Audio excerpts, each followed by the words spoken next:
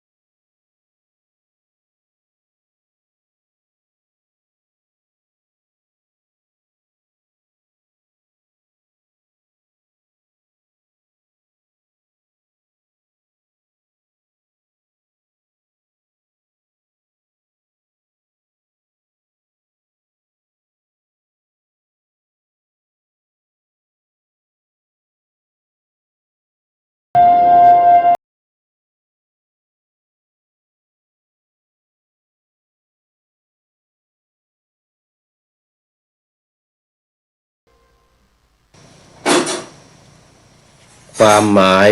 ของคำว่าผ้าป่าหรือบังสุกุลจีวรการทำบุญผ้าป่าไม่ใช่การทำเงินจำนวนมากไปถวายพระถือเป็นความเข้าใจผิดมากตามหลักคำสอนของพุทธธรรมซึ่งจะเกิดเป็นผลบาปแก่คนผู้ทำกรรมควรให้ถูกต้องตามพุทธบัญญัติบุญทานยุคก่อนประวัติศาสตร์จักรวรรดิโรมันอันศักดิ์สิทธิ์ของเยอรมันเริ่มประมาณ100 ปีก่อนคริสตศักราชตั้งแต่ชาวเยอรมนีเป็นต้นตระกูลดีของชาติพันธุ์ต่างๆทางตะวันตกเฉียงเหนือทั้งทางเรือและบกกลางของยุโรปจากทางสแกนดิเนเวียมาขอถวายความนอบน้อมแด่พระรัตนตรัยมีพระพุทธเจ้าเป็นต้นขอถวายความเคารพพระมหาเถระพระเถรานุเถระเจ้าคณะพระสังฆาธิการทั่วโลกมีพระเดชพระคุณพระธรรมเสนาบดีรองเจ้าคณะภาค7วัดพระธาตุวสุเทพเป็นต้นและขออำนวยพรแด่ท่านผู้ฟังท่านผู้ชมสาธุชนพุทธบริษัททั้งหลายวันนี้รายการนาวาวังทองของวัดพระธาตุดอยสุเทพมีพ่อครูวันลบนามวงพรหมเป็นผู้อำนวยการอาจารย์พระมหาประสิทธิ์ประสาธิโกเป็นหัวหน้าสถานีและอาตมาภาพพระครูปริยัติยานุศาสตร์เป็นผู้บรรยายเป็นประจำวันศุกร์เสาร์และอาทิตย์เวลา7:30 น.ถึง8:00 น.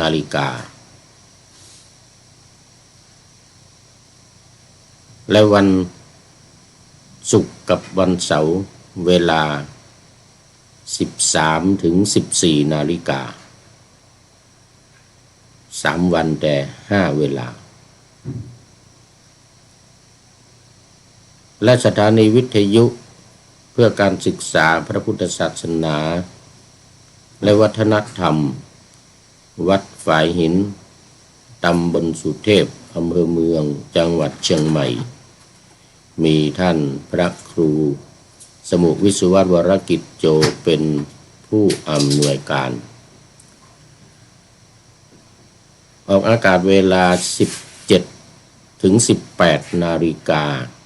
ของวันพุธ 14 ถึง 15 นาฬิกาวันศุกร์และวันเสาร์และเวลา 15 ถึง 16 นาฬิกาวันอาทิตย์4 วัน 4 เวลาละ 1 ชั่วโมงวันนี้ก็ยังเหมือนเดิมบันทึกเสียงล่วงหน้าส่งมาจากวัดพระธาตุดอยสุเทพเยอรมันเขตฮิวชินบากเมืองซีเกนประเทศเยอรมนีในช่วงแรกของวันนี้ก็จะเป็นประวัติศาสตร์โลกซึ่งกำลังเริ่มมาอย่างในรายการนาวาวังทองนี่เป็นวันแรกรายการอื่นๆก็เริ่มมา2 วันแล้วเป็น2 ช่วงของแต่ละรายการอย่างวันนี้ก็จะเป็นเบื้องต้นของประวัติศาสตร์เยอรมันเพราะว่าตอนนี้พักพาอาศัยอยู่ที่ประเทศเยอรมันก็เอาประเทศเยอรมันเป็นหลักไว้ก่อนส่วนประเทศอื่นๆก็ค่อยๆแทรกเข้ามาในภายหลังตามโอกาสตามเวลา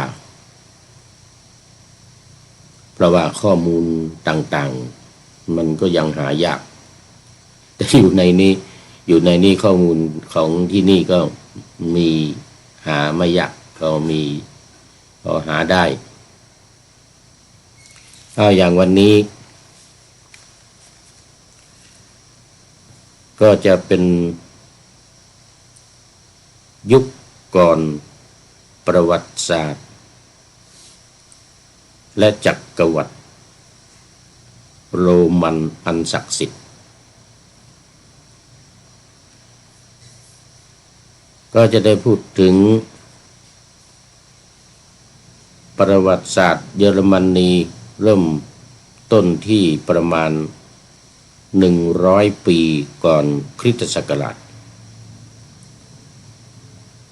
ตั้งแต่ชาวเยอรมนีผู้เป็นต้นตระกูลของชาติพันธุ์ต่างๆในเยอรมนีปัจจุบันแต่ว่าเริ่มต้นมาตั้งแต่เมื่อ1,000 กว่าปีก่อนหน้านั้น2,125 ปี 2,125 ปีที่ผ่านมาเนี่ยในช่วงก่อนตั้งแต่ก่อนคริสตศักราช100 ปีดังที่ปานาธรรมาสไว้ว่ายุคก่อนประวัติศาสตร์จักรวรรดิโรมันอันศักดิ์สิทธิ์ของเยอรมันเริ่มประมาณ100 ปีก่อนคริสตศักราชเก่าตั้งแต่ชาวเยอรมนีเป็นต้นตระกูลดีของชาติพันธุ์ต่างๆทางตะวันตกเฉียงเหนือทั้งทางเรือและบกกลางของยุโรปจากทางสแกนดิเนเวียมาคือในช่วงนั้นเนี่ยมีพี่น้องชาวเยอรมนี เจอร์มานีมาจากทางทิศตะวันตกเฉียงเหนือของเยอรมันในปัจจุบันคือสแกนดิเนเวียก็ปัจจุบันก็ในกลุ่มประเทศสแกนดิเนเวียนที่อยู่ในยุโรปตอนเหนือทิศตะวันตกเฉียงเหนือของเยอรมันประเทศเยอรมันในปัจจุบันเนี่ยเข้ามาในตอนนู้นแล้วก็เข้ามายึดพื้นที่ตั้งแต่แม่น้ำไรน์ไปจนถึงเทือกเขาอุรานและพยายามจะลุกเข้าไปยังทางตะวันตกที่เป็นมณฑลของโรมันเพราะนั้นกษัตริย์โรมันกำลังรุ่งเรืองก็ได้ต่อต้านขับไล่ให้กลับไปไม่ให้ถึงทางตะวันตกจริงๆก็โดยผู้นำตอนนั้นกษัตริย์ที่มีชื่อเสียงโด่งดังอันเกรียงไกรก็คือจูเลียสซีซ่าก็เรียกว่ายังไม่เข้าถึงใจกลางของเยอรมันจริงๆยังไม่ถึงทิศตะวันตกจริงๆของทางเยอรมนีในปัจจุบันในที่สุดก็ถึงเวลาที่โรมันอันเกรียงไกรเสื่อมอำนาจทัพโรมันพ่ายแพ้ชาวเยอรมันที่ป่าทอยโทบวกหรือโทบวกเกอร์เมื่อจักรวรรดิโรมันล่มสลายในปลายปีศตวรรษที่5นั่นก็หมายถึงว่า600ปีผ่านมาตั้งแต่ก่อนคริสตศักราช100แล้วก็บวกอีก5ศตวรรษก็เป็นโอกาสมาถึงชาวแฟรงก์ชาวเผ่าที่ตั้งรกรากในฝรั่งเศสกลายเป็นเผ่าที่เรืองอำนาจที่สุดในยุโรปราชวงศ์เมโลเวียงเชียงหรือเมโลวิงเจียนนี่ก็ขยายพรรคพวกเขตปกครองระหว่างแม่น้ำไรน์และแซนและเข้าไปในดินแดนของเยอรมนีในปัจจุบันได้นะคือในยุคนั้นเนี่ยมันยังไม่มีประเทศฝรั่งเศสประเทศสวิตเซอร์แลนด์เยอรมันออสเตรียอะไรเหล่านี้ยังไม่ได้แยกเป็นประเทศมันยังอยู่รวมกันอยู่ในบริเวณแล้วก็มีใจกลางอยู่ที่เยอรมนีนี่ซึ่งแถวใกล้ที่สุดก็ออสเตรียปัจจุบันในบริเวณนี้กลุ่มพี่น้องชาวแฟรงก์เนี่ยก็มีอำนาจแล้วก็รบเก่งก็ชนะเผ่าต่างๆซึ่งในสมัยนั้นเนี่ยในเขตเยอรมันในเขตที่ว่ามาเมื่อกี้เนี่ย 3-4 ประเทศในปัจจุบันเนี่ยก็จะมีเผ่าต่างๆที่ปกครองตนเองอยู่ได้แก่สเวบีเทอร์ลิงเกนแซกซอนบาวาเรียนแล้วก็แฟรงก์ชาวแฟรงก์ที่ว่าเป็นผู้ที่กุมอำนาจทั่วไปหมดนะทั้งหมดทุกกลุ่มเนี่ยทุกกลุ่มนี้ก็จะอยู่ภายใต้การดูแลของชาวแฟรงก์นี่ทั้งหมดเรียกว่ามีกำลังมากแล้วก็รบเก่งซึ่งในปัจจุบันเนี่ยเผ่าต่างๆเหล่านั้นก็มาเป็นชื่อของ รัฐต่างๆในเยอรมันในปัจจุบันนี้ก็คือเช่นสวาเบียเทอริงเกนออฟฟิงเกนแซกโซนีบาวาเรียและก็ฟรังโกเนียเป็นต้น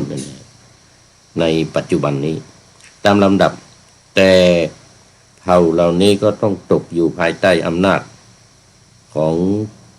พวกแฟรงก์ซึ่งแผ่ขยายอำนาจมาจวบจนศตวรรษที่8ก็อีก300 ปีต่อจากที่เข้ายึดอำนาจของกษัตริย์โรมันสมัยนั้นซึ่งปกครองกันมาถึง500-600 ปีแต่ก็ยังไม่ถึงกับเป็นจักรพรรดิไม่ถึงกับความเป็นพระเจ้าจักรพรรดิเพราะว่ายังไม่ได้มีการสถาปนายกย่องขึ้นถึงระดับพระเจ้าจักรพรรดิทั้งช่วง600 ปีก่อนและ300 ปีหลังก็เป็นกษัตริย์ธรรมดาเป็นกษัตริย์ธรรมดาที่มีความยิ่งใหญ่เกรียงไกรถ้าไปหลังจากนี้ไปหลังจากศตวรรษที่8เริ่มศตวรรษที่8ไปเนี่ย800 ปีหลังคริสตศักราชนี้ไปเนี่ยจะมีการสถาปนาขึ้นเป็นพระเจ้าจักรพรรดิเขาเรียกว่าเป็นจักรวรรดิโรมันอันศักดิ์สิทธิ์จักรวรรดิโรมันอันศักดิ์สิทธิ์แล้วตอนนี้เราเอาไว้แค่นี้ก่อนในช่วงแรกของรายการวันนี้ก็จะใช้เวลาอยู่ประมาณสัก25 นาทีหรือไม่เกิน30 นาทีต่อไปก็จะเป็นช่วงที่2ของรายการต่อไปนี้ทุกรายการไม่ว่าจะเป็นนาวาวังทองธรรมทัศน์ธรรมะหลังธรรมวัดเย็นและพระไตรปิฎกลอยฟ้าก็จะแบ่งเป็น2 ช่วงช่วงแรกกับช่วงที่2แล้วตอนนี้ก็เอาไว้แค่นี้ก่อนในครั้งต่อไปก็จะได้มาต่อในช่วงของจักรวรรดิโรมันอันศักดิ์สิทธิ์ซึ่งมีการสถาปนาเป็นพระเจ้าจักรพรรดิเลยทีเดียวเข้ามาสู่ช่วงเนื้อหาสาระของธรรมะในรายการนาวาวังทองในช่วงนี้ก็มาถึงตอนที่ผ้าป่าความหมายของคำว่าผ้าป่าหรือผ้าบางสกุลจีวรมีประวัติความเป็นมาอย่างไรมีความหมายอย่างไรซึ่งว่าไว้ในหนังสือหลักการชาวพุทธหน้า125ของสำนักศึกษาธรรมดอยธรรมนาวาจังหวัดเชียงรายของท่านอาจารย์ต้นหรือท่านเจ้าคุณราชในปัจจุบันชื่อเดิมก็อาจารย์ทวีวัฒน์จารุวรรณโนได้เป็นต้นตำรับในการเผยแผ่ธรรมะและทางสำนักพระราชวังนำมาเป็นหลักในการปฏิบัติชื่อว่าธรรมนาวาวังอยู่ในโครงการปูทางสู่ธรรมนาวาวังซึ่งโครงการนี้ก็เริ่มมาเมื่อกลางปีที่แล้วเมื่อเดือนกันยายน2567เป็นต้นมาจนถึงปัจจุบันวัดพระธาตุดอยสุเทพก็เป็น1 สาขาที่รับช่วง โครงการนี้มาดำเนินการเผยแผ่ทางสื่อโซเชียลต่างๆมีวิทยุเป็นต้นแล้วก็การประกาศผ่านไปทางเฟซทางไลน์ YouTube ตามลำดับก็มาพูดถึงเรื่องของผ้าบังสุกุลจีวรตามที่ได้ปะหน้าธรรมะเอาไว้ว่าความหมายของคำว่าผ้าป่าหรือบังสุกุลจีวรการทำบุญผ้าป่าไม่ใช่การนำเงินจำนวนมากไปถวายพระถือเป็นความเข้าใจ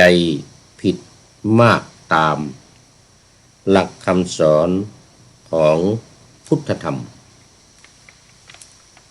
ซึ่งจะเกิดเป็นผลบาปแก่คนผู้ทำกรรม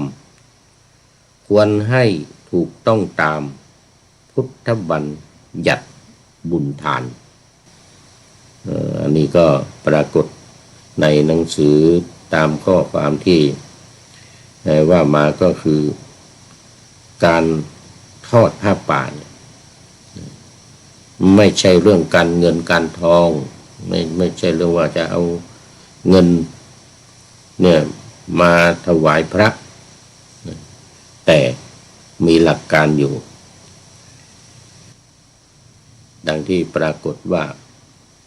การทำบุญผ้าป่าไม่ใช่การนำเงินนำจำนวนมากไปถวายพระ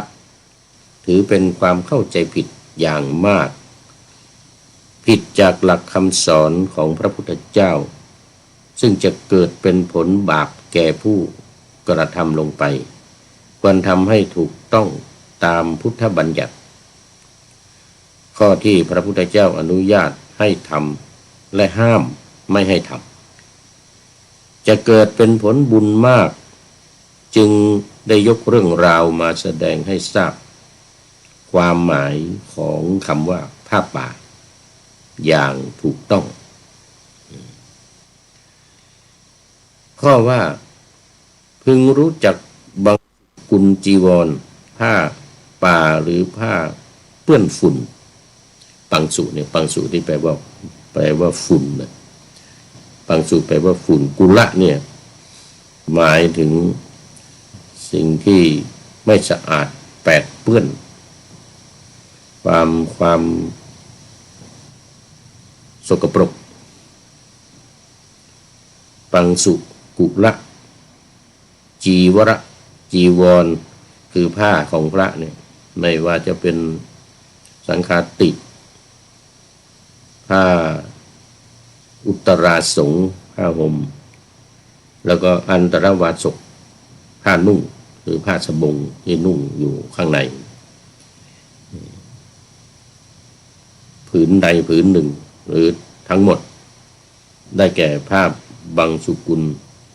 23 อย่าง23 อย่าง 1. ผ้าที่เขาทิ้งไว้ในป่าช้าอันนี้ก็เป็นผ้าที่สมัยโบราณตั้งแต่ในอินเดียในสมัยพระพุทธเจ้าสมัยพุทธกาลยังไม่เป็นอินเดียเนี่ยยังเป็นชมพูทวีปทั้งหมดรวมกันอยู่ทั้งหมดทั้งอินเดียปัจจุบันปากีสถานบังคลาเทศหรือประเทศในแถบเนปาลภูฏานแกงต๊อกอะไรต่างๆเหล่านี้นะยังไม่ได้เป็นประเทศเหมือนปัจจุบันศรีลังกาก็เป็นเกาะหนึ่งก็รวมอยู่ในชมพูทวีปนี่ยังไม่ได้เป็นประเทศศรีลังกาเนี่ยประเทศไทยประเทศในเอเชียทั้งหลายเนี่ยมาลาวเขมรอะไรพวกนี้ยังไม่มีเป็นประเทศอย่างนี้ยังไม่ได้จัด มันยังไม่ได้จัดยังไม่ได้แบ่งกันสมัยนั้นเรียกว่าสมัยพุทธกาลสมัยพระพุทธเจ้าอันนี้ผ้าป่าเนี่ยหมายถึงผ้ามันอยู่ป่ามันอยู่ตกไปตามป่าช้าหรือตามที่ต่างๆที่เขามีการเอาศพไปฝังหรือเอาไปเผาเนี่ยแล้วเขาก็จะทิ้งผ้าที่ห่อศพผ้าที่ห่อศพมาบางทีมันเป็นผ้าดีๆนะเจ้าภาพลูกหลานก็จะเอาผ้าที่มันผืนเป็นผืนใหญ่ๆสวยงามห่อศพไปป่าช้าถึงสุสานแล้วนี่ก็ไม่ได้เอาฝังไม่ได้เอาเผาก็จะถอดออกทิ้งขว้างไปตามป่าช้านั้นตามดินตามทรายเนี่ยเรียกว่ามันเปื้อนฝุ่นปังสุกนะมีแต่ดินแต่ทรายติดอยู่เนี่ยเขาเรียกปังสุกุละปังสุกุละอันนี้เป็นประเภทที่หนึ่งทิ้งไว้สองผ้าที่เขาทิ้งในตลาดนี้ก็มีทิ้งเหมือนกันเวลาเขาขายของเวลามันเปื้อนหรือเวลาเขาตัดเขาเย็บอะไรที่มันเป็นเศษเขาก็เอาทิ้งหรือเป็นผ้าที่มันไม่ดีมันไม่สวยไม่งามเนี่ยเขาก็ไม่เอาเขาก็ทิ้งไปตามตลาดนะที่เขาทำการค้าที่เขาทำการเย็บปักถักทอแล้วก็เอาทิ้งอันนี้เป็นประเภทที่สองประเภทที่สามผ้าที่เขาทิ้งตามทางรถหรือทางเกวียนหรือทางที่ไปค้าไปขายกันแล้วก็มันเป็นเศษผ้ามันเป็นผ้าที่เขาไม่ต้องการแล้วเขาเอาทิ้งแล้วอย่างเงี้ยไปตามถนนหนทางอันนี้ก็เป็นอีกประเภทหนึ่งสมัยนั้นมันก็มีพ่อค้าต่างเมืองเขาจะนำเอาสินค้าเอาผ้าเนี่ยไปขายนะโดยเฉพาะสมัยนั้นอย่างทางแคว้นอะไรแคว้นกาสีอย่างเงี้ยแคว้นกาสีอย่างที่อยู่ในเมืองพาราณสีสมัยนั้นโอ้เขาโด่งดังในเรื่องของการทอผ้าไหมผ้ากาสีต่างๆชนิดต่างๆอย่างเงี้ยพอเวลาเขาไปตามถนนหนทางเวลาเขาไปเอาไปขายเนี่ยบางทีมันตกเองบ้างมันตกเองบ้างตกไปตามถนนบางทีเขาทุกยานพาหนะไปเสร็จแล้วมันมัดไม่ดีหรือมันตกแล้วบางทีไอ้ที่เขาไม่ต้องการเขาก็เอาทิ้งอย่างนี้ก็มีนะตามถนนหนทางสี่ผ้าที่เขาทิ้งในกองขยะนี่นะอันนี้ตั้งใจเอาไปทิ้งนะ ตั้งใจเอาไปทิ้งในกองขยะบางทีมันก็เป็นผ้าดีๆเลยแต่มันเปื้อนมันเปื้อนเป็นขี้บ้างเป็นอะไรบ้างของเด็กเนี่ยนะ เขาก็ไม่เอามันไม่มีที่มันไม่ขี้เกียจซักหรือมันมีมากนะมันมีมากก็ไม่จำเป็นต้องเอาไปซักไม่ต้องเอาไปเก็บมันเปื้อนก็เอาไปทิ้งเลยอย่างเงี้ยเอาไปทิ้งขยะไปทิ้งกองขยะ แล้วก็ห้าผ้าเช็ดคันมลทินของหญิงคลอดบุตรอันนี้เขาทิ้งแน่นอนนะเวลาคลอดบุตรของผู้หญิงเนี่ยก็จะใช้ผ้ามากเอารองพื้นเอาเช็ดคันเอาทำความสะอาดอะไรต่างๆใช้ผ้าเสร็จแล้วก็มันเปื้อนมีทั้งเลือดมีทั้งน้ำอะไรต่างๆมันไม่ดีมันไม่ดีแล้วมันเปื้อนแล้วเขาก็เอาไปทิ้ง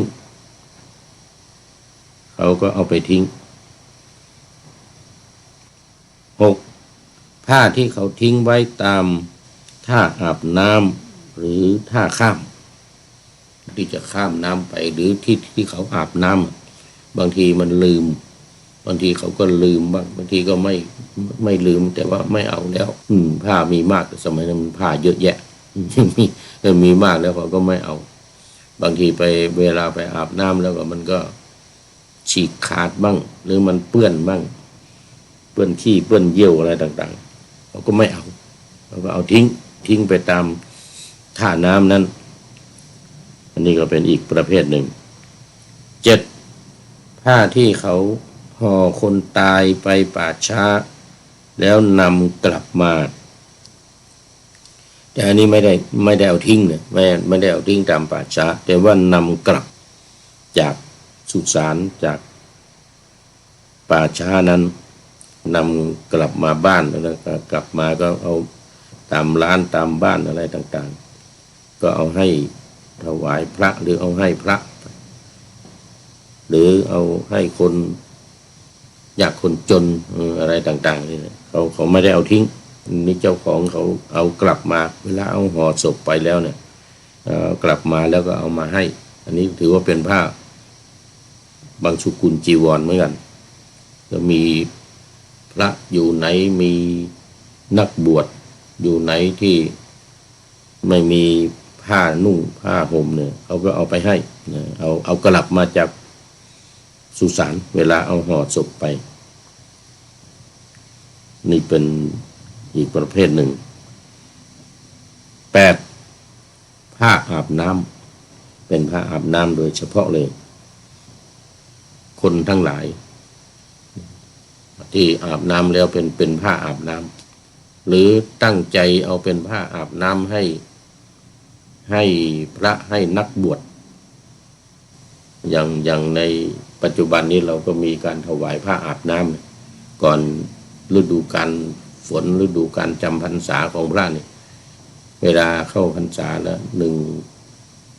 ภายใน7 วัน1 วัน2 วันบางทีวันแรกหรือบางทีก่อนเข้าพรรษาผ้าทำเป็นผ้าอาบน้ำสำหรับพระสำหรับนักบวชทั้งหลายหรือของเขาเองเขาทำผ้าอาบน้ำของเขาเองแล้วเนี่ยเขาก็เอาถวายให้พระถวายให้คนนั้นคนนี้ผ้ามันเยอะสมัยนั้นผ้าเยอะผ้าดีแต่ในส่วนสำหรับอาบน้ำเนี่ยเขาก็ทำเป็นผ้าอาบน้ำไปถวายอย่างนี้ก็มีก็ถือว่าเป็นอยู่ในบางสุกุลเหมือนกันสุกุลจีวร9ผ้าที่เทวดาถวายก็เป็นเรื่องพิเศษย่อมจะเป็นผ้าที่ดีท้าวสักกะเทวราชหรือเทวดานางอัปสรทั้งหลายอยากจะทำบุญหรือบางทีเห็นนักบวชเห็นฤาษีนักบวชเห็นพระที่โกนหัวออกบวชแล้วนุ่งผ้ากลุ่งกุ้งกิ้งไม่มีผ้าเป็นแต่ว่าเป็นผู้ที่ถือศีลกินเพลปฏิบัติธรรมมีความเมตตาอารีเป็นที่รักที่เคารพนับถือของคนทั้งหลายเทวดาก็สารหรือบางทีก็อยากจะได้บุญก็เอามาถวายอันนี้เรียกว่าผ้าที่เทวดาถวายก็เป็นอีกประเภทหนึ่ง10ผ้าที่ถูกไฟไหม้แล้วเขาทิ้งแต่ไหม้มันยังไม่หมด ไหม้เหลือเป็นเศษอยู่ อาจจะไหม้นิดๆหน่อยๆ ขอไปอาจจะไหม้นิดๆหน่อยๆก็เลยเขาก็เลยเอาทิ้งเอาไม่เอาแล้ว บางทีเขาก็ถือเนี่ยผ้าไฟไหม้อย่างเงี้ยหรือบางทีสูบบุหรี่แล้วมันไฟจากบุหรี่ไปถูกใส่แล้วมันขาดมันด่างดำไปอย่างเงี้ยนะไหม้เล็กๆน้อยๆเนี่ยเขาก็เอาทิ้งถือว่าไม่เป็นสิริมงคลไม่สวยงามแล้วก็เป็นที่อับอายขายขี้หน้าเขาเอาผ้าที่ถูกไฟไหม้แล้วมานุ่งอย่างเงี้ยนะเขาก็เอาไปทิ้งนี่เขาเรียกว่าผ้าที่ถูกไฟไหม้แล้วเขาทิ้ง11ผ้าที่โคเคี้ยวแล้วเขาทิ้งบางทีก็เจ้าของโคนี่แหละหรือคนเลี้ยงโคหรือเจ้าของก็ตาม แต่บางทีเอาไปวางตากที่นั่นที่นี่แล้วโคมันไปเคี้ยวกินอ่ะมันบางทีมันไปเคี้ยวแต่ว่าไม่ได้กินหรอกเคี้ยวแล้วก็ทิ้งไปมันอยากจะกินเนี่ยแต่ว่ามันไปเคี้ยวแต่มันกินไม่ได้บางทีมันผืนใหญ่ เนี่ยมันผืนใหญ่เสร็จแล้วเขาก็ไม่เอาเป็นเดนเป็นซากเป็นผ้าที่ถูกโคกัดแล้วอย่างเงี้ยเขาก็เอาไปทิ้งเพราะว่าผ้าเขามีเยอะแยะ12ผ้าที่ปลวกกัดแล้วเขาทิ้งบางทีเก็บไว้นานๆใต้ถุนบ้านปลวกขึ้นบ้านกัดผ้าบางทีก็อยู่ข้างบนนั่นแหละแต่ว่ามันปลวกมันขึ้นได้ไงจะเอาออกมานุ่งก็อันนี้ปลวกกินแล้ว ขาดวิ่นโอ้ไม่เป็นมงคลแล้วนี่เอาไปทิ้งอันนี้เขาเรียกว่ามันเป็นอีกประเภทหนึ่งผ้าที่ปลวกกัดกินมันจะกัดกินไปบ้างมันเล็กๆน้อยๆไม่ได้กัดทั้งหมดนะมันยังใช้ได้เพราะว่าพระหรือฤาษีทั้งหลายเนี่ยเวลาได้ผ้ามาก็เอามาตัดมาเย็บไงแต่ที่มันหนูกัดบ้างไอ้ที่มันปลวกกินบ้างเนี่ยก็เล็มตัดทิ้งไปเอามาเย็บมาย้อมใหม่ก็ใช้ได้13ผ้าที่หนูกัดแล้วเขาทิ้งในหนูกัดนี่ละหนูกัด หนูกัดผ้ามีบ่อยๆบางทีเอาตากไว้หรือบางทีเอาเก็บไว้ในลังอย่างดีนะหนูก็กัดลังด้วยบางทีเป็นลังกระดาษหรือแม้แต่ลังไม้นี่นะหนูมันเขี้ยวมันคมเนี่ยมันก็กัดเข้าไปแล้วก็กัดผ้าด้วยมันกินด้วยนะหนูนี่นะ มันกินผ้าด้วยเป็นอาหารของมันนี่ผ้าที่หนูกัด14ผ้าริมขาดแล้วเขาทิ้งชายผ้ามันขาดเขาก็เอาทิ้งอันนี้ก็เป็นธรรมดาเขามีผ้ามากอย่างว่าผ้ามันถูกมันขาดมันอะไรไปก็เอาทิ้งไม่เอาแล้วขี้เกียจไปตัดไปเย็บก็เอาทิ้งไปอันนี้นักบวชทั้งหลายพระทั้งหลายที่ไม่มีอาชีพไม่มีเงินมีทองซื้อก็ไปหาเก็บเอาผ้าที่เขาทิ้งทั้งหลายเหล่านี้เอามาเย็บเป็นสบงจีวรมาเย็บเป็นผ้าสังฆาตินุ่งมีการย้อมเนี่ยเอาไปย้อมใหม่ เสร็จแล้วไปย้อมใหม่15ผ้าขาดชายแล้วเขาทิ้งอันนี้ริมมันขาดอันนี้ชายขาดนี่แล้วนี่ก็ทิ้งเป็นประเภทเดียวกันผ้าที่มันขาดวิ่น16ผ้าที่เขาบูชาไว้ที่จอมปลวกบางทีเอาไปบูชาผีสางนางไม้ที่ประจำอยู่บนแผ่นดินเช่นอย่างเทวดาภูมิเทวดาอะไรทั้งหลายบางทีเขาไปบนบานศาลกล่าวไว้ไงไปบนบานศาลกล่าวว่าขอไอ้นั่นขอไอ้นี่เช่นขอลูกไปที่จอมปลวกคิดว่ามันมีสิ่งศักดิ์สิทธิ์อยู่ คนสมัยนั้นไม่มีที่พึ่งไม่มีพระพุทธพระธรรมพระสงฆ์เป็นที่พึ่งหรือมีแต่ว่าเขาไม่ได้คิดถึงแต่เขาไปเชื่อจอมปลวกต้นไม้ใหญ่ๆหรือภูเขาหรือถ้ำอะไรเงี้ยถือว่ามีสิ่งศักดิ์สิทธิ์ก็ไปบนบานศาลกล่าวว่าขอไอ้นั่นขอไอ้นี่โดยเฉพาะขอลูกคนที่แต่งงานกันแล้วไม่มีลูกก็ไปบนไปบานศาลกล่าวแล้วก็เอาผ้าไปบูชาไว้ที่จอมปลวกบ้างที่ต้นไม้บ้างที่โน่นที่นี่เนี่ยก็อันนี้ก็เป็นผ้าที่เขาบูชา17ผ้าที่เขาทำเป็นธง สีนั้นสีนี้ทำเป็นธงชาติทำเป็นธงศาสนา หรือว่าเวลามีการมีงานอะไรนี่เขาจะเอาธงไปปักไว้หรือไม่ก็เอาผ้าร้อยเป็นสายเอาไปที่เจดีย์บ้างที่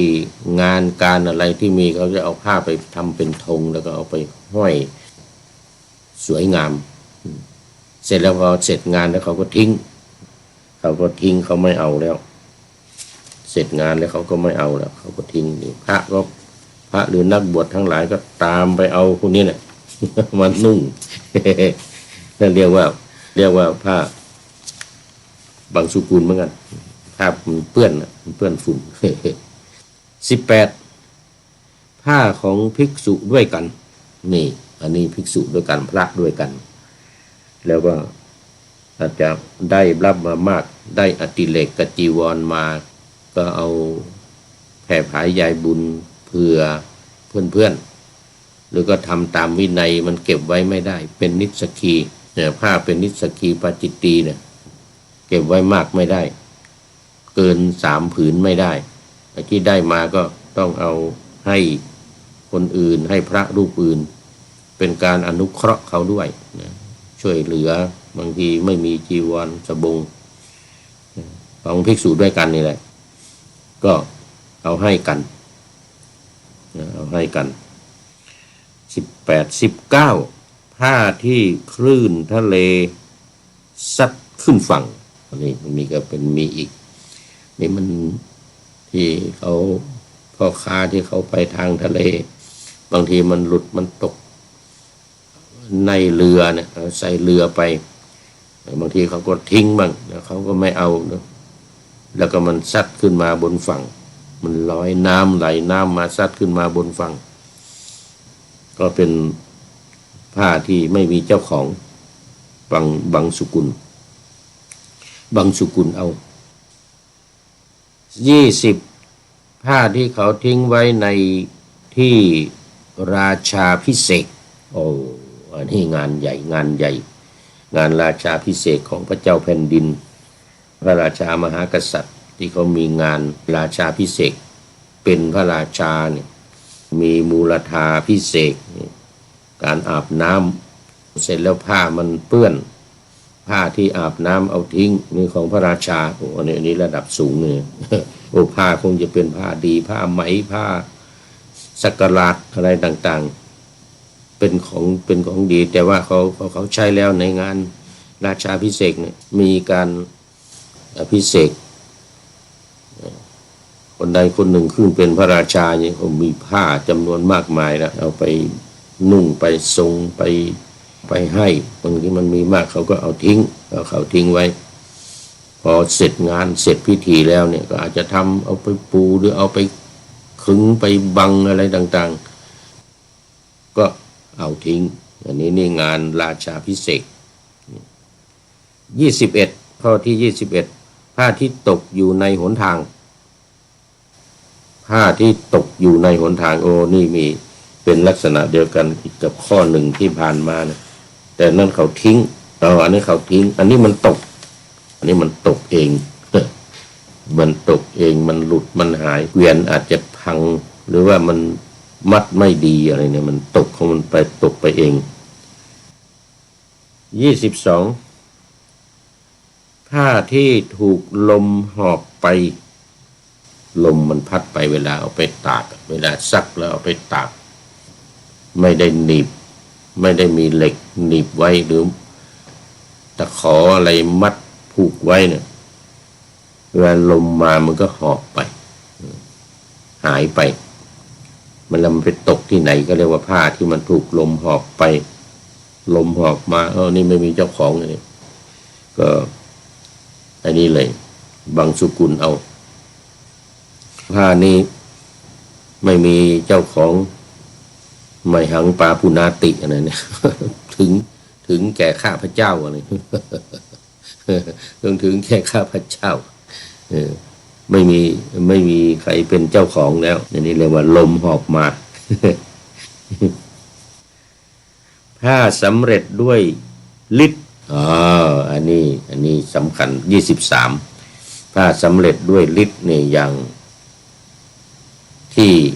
พระพุทธเจ้าตอนที่ออกบวชก็มีผ้าสำเร็จมาเลยผ้าสำเร็จมาเลยด้วยฤทธิ์โดยที่ว่าไม่มีใครมาถวายแต่ว่ามันสำเร็จเป็นผ้านุ่งผ้าห่มอย่างพระพุทธเจ้านี่ตอนออกผนวดก็ไม่ได้เอาไปด้วยไม่ได้เอาไปจากพระราชวังแต่พอ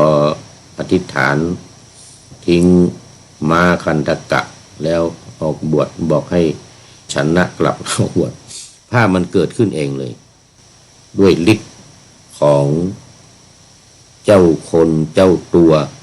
อย่างพระพุทธเจ้านี่ก็มีฤทธิ์อยู่แล้วเนี่ยก็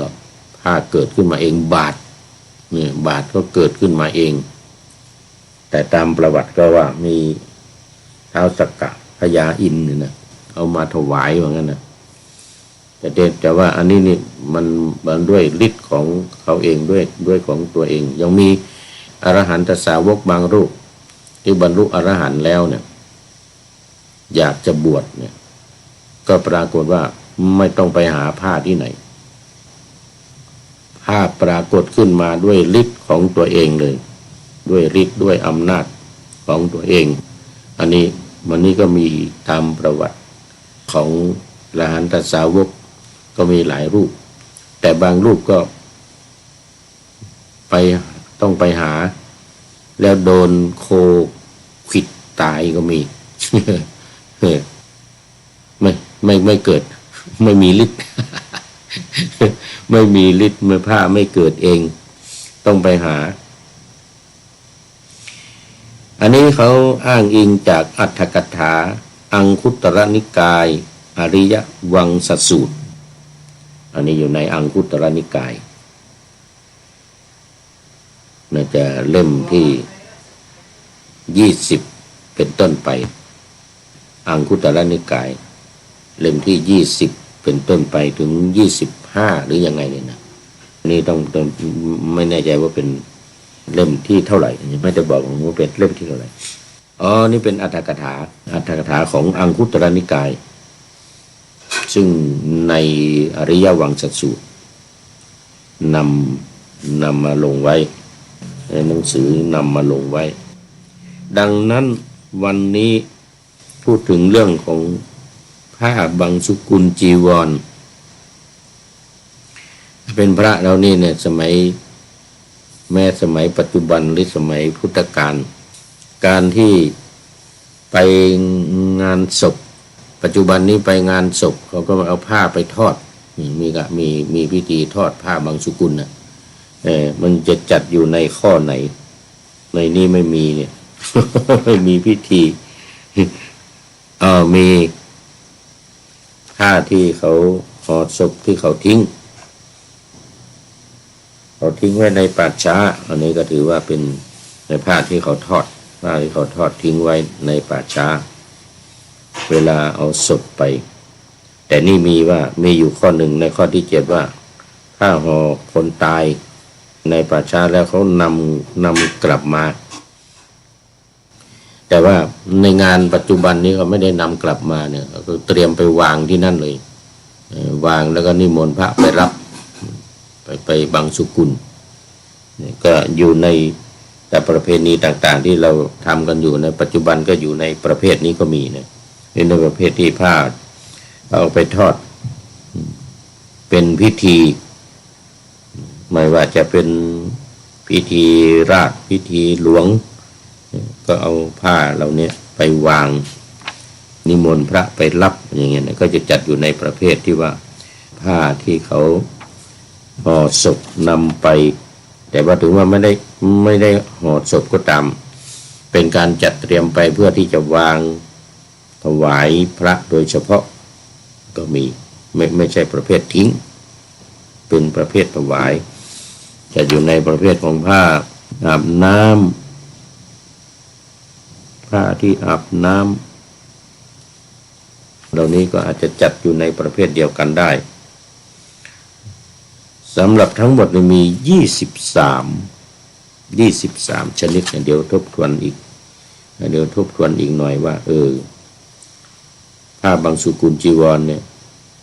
หรือผ้าเปื้อนฝุ่นเนี่ยมันมีอยู่หลายประเภทก็เดี๋ยวทบทวนอีกครั้งหนึ่งคือ1ผ้าที่เขาทิ้งไว้ในป่าช้า2ผ้าที่เขาทิ้งในตลาด3ผ้าที่เขาทิ้งตามทางรถ4ผ้าที่เขาทิ้งในกองขยะ5ผ้าเช็ดขันมลทินของหญิงคลอดบุตร6ผ้าที่เขาทิ้งไว้ตามท่าอาบน้ำหรือท่าข้าม7ผ้าที่เขาห่อคนตายในป่าช้าแล้วนำกลับมา8ผ้าอาบน้ำ9ผ้าที่เทวดาถวาย10ผ้าที่ถูกไฟไหม้แล้วเขาทิ้ง11ผ้าที่โคเคี้ยวแล้วเขาทิ้ง12ผ้าที่ปลวกกัดแล้วเขาทิ้ง13ผ้าที่หนูกัดแล้วเขาทิ้ง14ผ้าที่ริมขาดแล้วเขาทิ้ง15ผ้าขาดชายแล้วเขาทิ้ง16ผ้าที่เขาบูชาไว้ที่จอมปลวก10ผ้าที่เขาทำเป็นของทำเป็นธง18ผ้าที่ภิกษุด้วยกันผ้าของภิกษุด้วยกัน19ผ้าที่คลื่นทะเลซัดขึ้นฝั่ง20ผ้าที่เขาทิ้งไว้ในที่ราชาภิเษก21ผ้าที่ตกอยู่ในหนทาง22ผ้าที่ถูกลมหอบไปและสุดท้าย23ผ้าที่สำเร็จด้วยฤทธิ์เอาแล้ววันนี้ก็พูดถึงเรื่องของผ้าป่าความหมายของผ้าป่าแล้วก็ประเภทหรือชนิดของผ้าป่าเนี่ยพอสมควรแก่เวลาแล้ววันนี้ ช่วงที่2ช่วงสุดท้ายของรายการเป็นเรื่องของวัฒนธรรมและประเพณี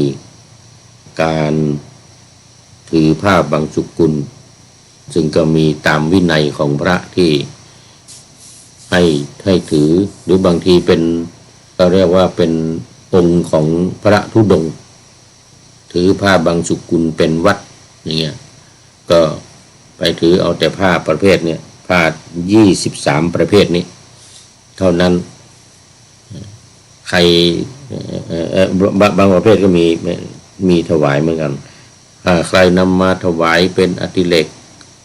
กจีวรเนี่ยไม่รับในที่เขาถือหลักของเขาเรียกว่าอะไรเรียกว่าถือหลักของธุดงค์นะองค์ของธุดงค์ก็จะเอาแต่ผ้าที่เขาทิ้งบางสุกุลถือผ้าบางสุกุลเป็นวัดหรือบางทีถือผ้า3ผืนเป็นวัดอะไรก็มีนั่นนี่ตามใจตามเจตนาที่จะเลือกทำองค์ของธุดงค์เนี่ยนะอย่างในวินัยก็มีบัญญัติไว้เอาแล้ววันนี้หมดเวลาช่วงที่2ธรรมะวัฒนธรรมประเพณีใน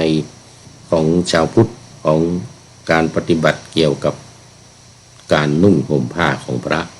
ช่วงแรกเราก็ได้พูดถึงของประวัติศาสตร์โลกผ่านไปแล้วหนึ่งตอนเป็นประวัติศาสตร์ที่ก่อนจักรวรรดิอันศักดิ์สิทธิ์ของประเทศเยอรมนีวันนี้นำนาวาวังทองไปก่อนแล้วจะย้อนมาใหม่ในวันหน้าคือวันพุธศุกร์เสาร์อาทิตยาตามเวลาตารางอยู่ข้างในเป็นธรรมะจากพระราชวังเป็นนาวาโด่งดังสว่างไสวเป็นทองคำล้ำค่ากว่าสิ่งใดชุบชีวิตจิตใจให้ใสงามขอเชิญท่านทั้งหลายนำไปท่องตามคุณของพระรัตน3พุทโธเมนาโถธัมโมตามสังโฆเมนาโถยามภาวนาว่าบ่อยๆซ้ำๆจำในจิต จนมันติดในใจไม่หายหน้า นอนนั่งยืนเดินจำทุกเวลาตั้งแต่ตื่นขึ้นมาถึงหลับไปขอทุกท่านได้ผลจากปฏิบัติได้กำจัดความทุกข์พบสุขใสพลันปลอดโปร่งโล่งสบายทั้งกายใจอยู่ที่ใดใจสงบพบนิพพานขอเจริญพร